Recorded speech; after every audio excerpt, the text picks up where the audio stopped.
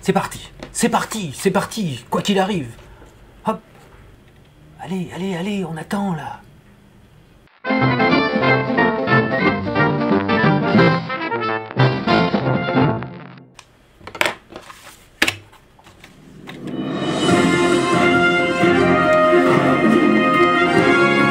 Chers amis, bonjour.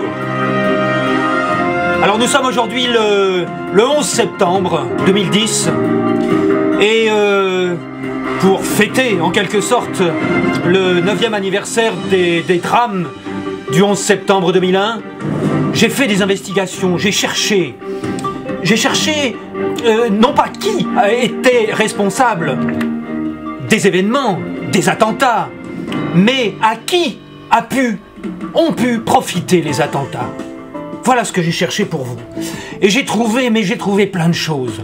Alors ce qu'il faut que vous sachiez, c'est que dans le monde de la finance internationale, on spécule. Mais ce qu'il faut savoir, c'est qu'on spécule aussi bien à la hausse, comme le petit épargnant moyen, en espérant que les actions vont monter, mais on spécule aussi à la baisse. Et c'est à la baisse que les plus gros profits sont réalisés.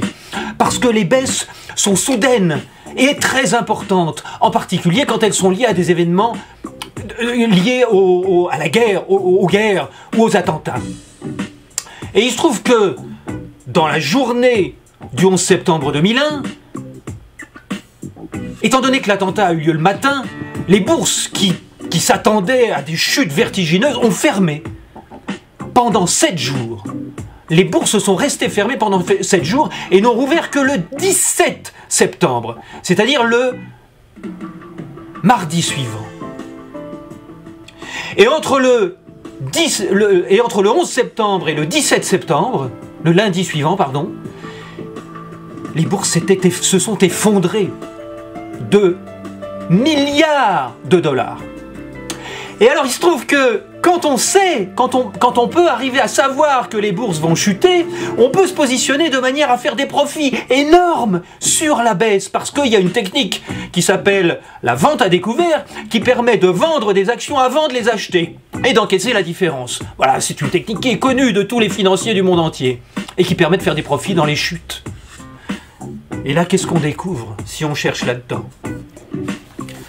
Eh bien, on découvre qu'il y avait des énormes positions qui ont été prises dans les jours précédents, dans les semaines précédant le 11 septembre 2001, des immenses positions bancaires et boursières à la baisse, sur les actions des compagnies aériennes, sur les actions des assureurs qui allaient être obligés de payer. Et toutes ces actions-là, évidemment, se sont écroulées de 20, 30, 40, 50%, générant des profits de dizaines de milliards de dollars en quelques jours. Les preuves, il y en a plein. Il y a toutes les transactions qui ont été faites, il y a toutes les traces.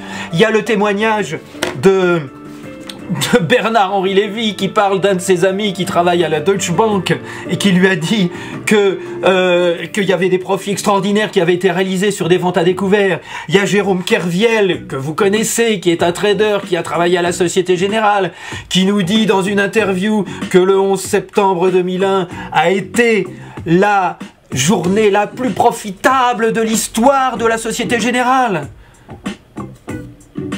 Donc les attentats ont généré des milliards de dollars de profit pour des tas de gens dans le monde entier. Qui ? Ceux qui savaient que ça allait arriver, je suppose.